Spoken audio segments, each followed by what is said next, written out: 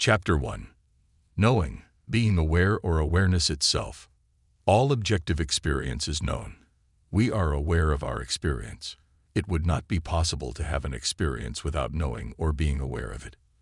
Our current thought, a memory of childhood, whatever emotions or feelings are present, the sensation of pain or hunger, the sound of traffic, the sight of these words or the view from our window are all known or experienced. As such, knowing plus or being aware is present in all experience. Whether we are depressed, lonely, sad, joyful, at peace, in love, anxious, bored, jealous, excited or happy, we are aware. Whether we are thinking, eating, walking, driving, dancing, studying, dreaming or hallucinating, we are aware. Whatever we are thinking, feeling, perceiving or doing, we are aware. We are aware of whatever is being known or experienced, irrespective of the contents of our knowledge or experience. Thus, knowing or being aware is the continuous element in all changing knowledge and experience.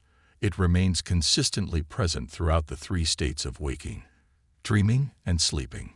No other element of experience is continuous. In fact, being aware is not continuous in time. It is ever present. However, as a concession to the mind's belief in the reality of time, let us say provisionally that being aware is the continuous element in all experience. All objective experience, thoughts, images, feelings, sensations, and perceptions, appears and disappears, but the experience of knowing or being aware never appears or disappears. It remains present throughout all changing experience, just as a screen remains consistently present throughout all movies. Knowing or being aware intimately pervades all experience, but is never changed by any particular experience.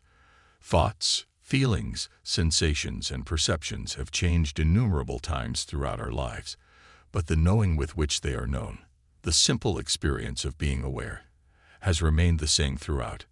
Knowledge and experience are always changing. Knowing or being aware never changes. The known always changes. Knowing never changes. Knowing or being aware is in the same relationship to all knowledge and experience as an aware screen would be to a movie.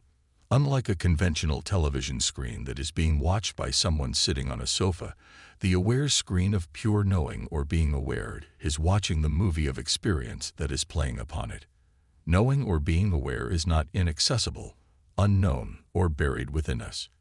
It is shining clearly in the background of all experience, just as it could be said that the screen is clearly visible in the background of a movie. However, just as the screen tends to be overlooked during a movie due to our fascination with the drama, so knowing, being aware or awareness itself usually remains unnoticed due to the exclusive focus of our attention on the objects of experience. Knowing or being aware is not dependent on the particular conditions or qualities of experience. It shines equally brightly in all experience, irrespective of however pleasant or unpleasant, good or bad, right or wrong experience may be, just as a screen is equally evident throughout all movies, irrespective of their content. Knowing or being aware is the essential, irreducible element of experience. It is fundamental to experience. It is that element of experience that cannot be removed from it. Knowing or being aware is never modified by experience. It never moves or fluctuates. It is the only stable element in experience.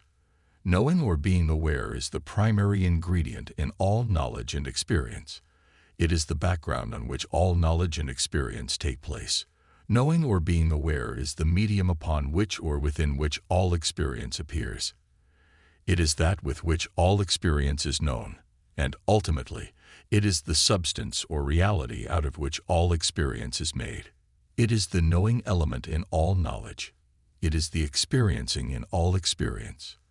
Just as the screen never appears as an object in a movie, although it is fully evident throughout it, so knowing or being aware never appears as an object of knowledge or experience, and yet shines clearly within all knowledge or experience.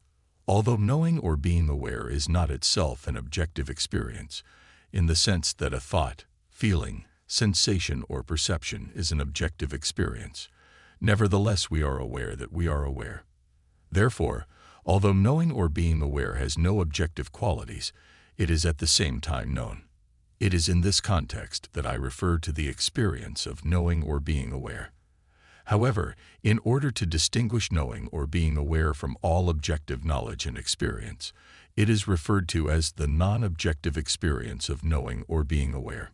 Knowing or being aware is not itself an objective experience, but without it, there could be no experience. It is that which makes experience possible, and yet is not itself an experience. Knowing or being aware is non-objective, transparent, or colorless. It is empty of all apparent objects but full of itself alone. It is, as such, an utterly unique experience. It cannot be known as an object, and yet it is not unknown. It is the most obvious element of experience, and yet the most overlooked. Thus it is referred to in the Kashmir Shaivite tradition as the greatest secret, more hidden than the most concealed, and yet more evident than the most evident of things. There are no prerequisites for the recognition of knowing or being aware. To recognize the experience of knowing or being aware does not require a particular qualification or level of intelligence.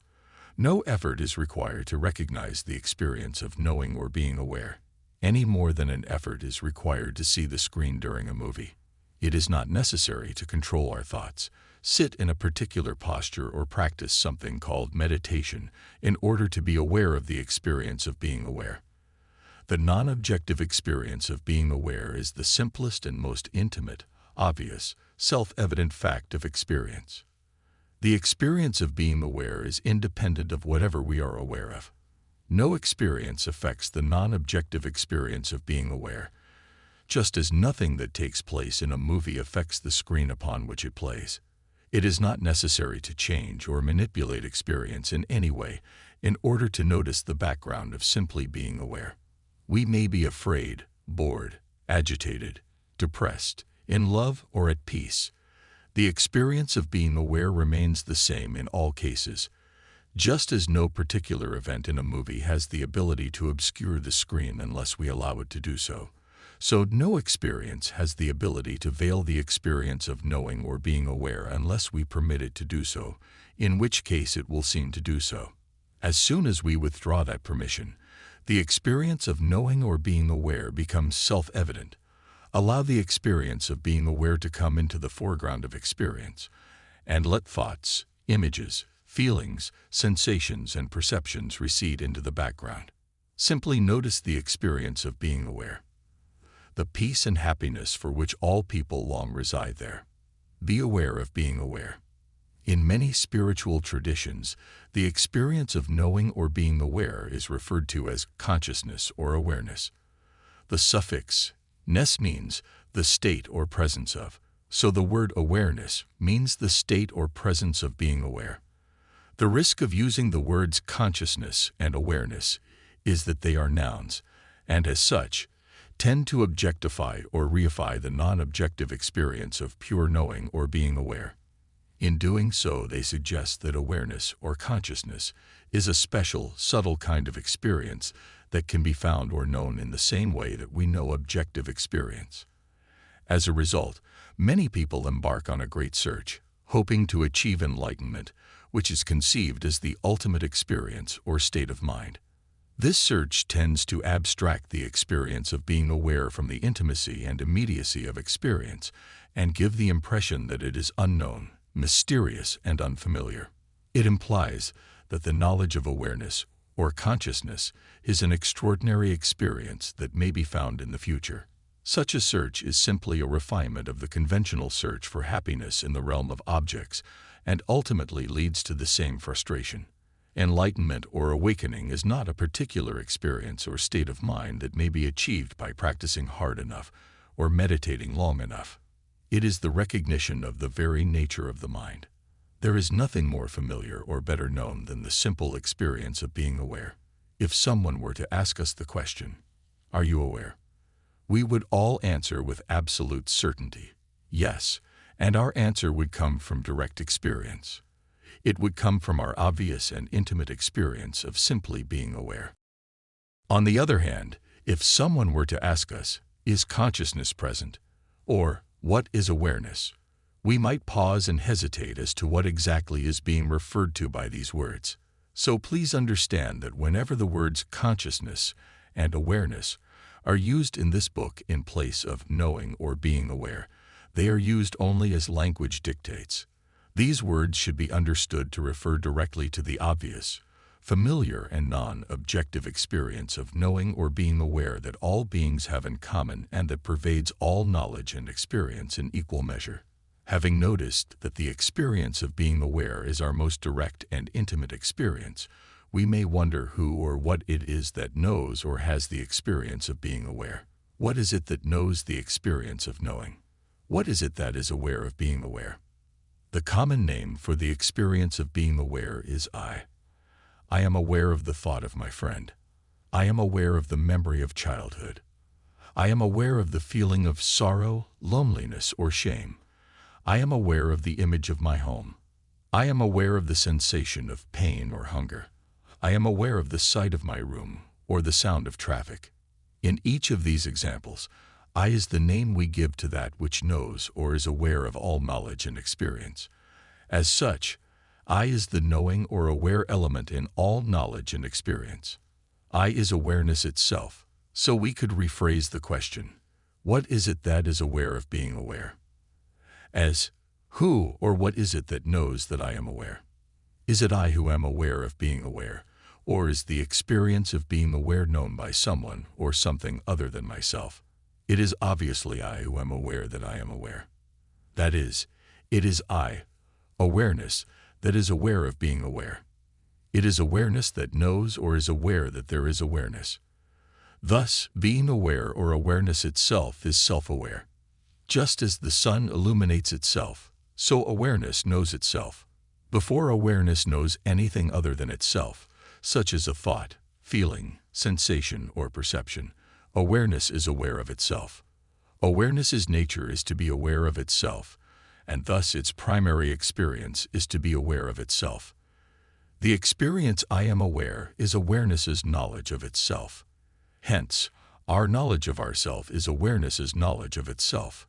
Just as the sun does not need to direct its light in any particular direction in order to illuminate itself, so awareness does not need to direct its attention, the light of its knowing, in any particular direction in order to know itself. In fact, any direction in which the sun directed the rays of its light would only illuminate something other than itself. Likewise, any direction in which awareness shone the light of its knowing would only give it knowledge of something apparently other than itself. Thus, to know its self-awareness does not have to undertake any special activity or direct the light of its knowing in any particular direction. No effort is required for awareness to know itself. In fact, any effort would take it away from itself. Awareness knows itself simply by being itself.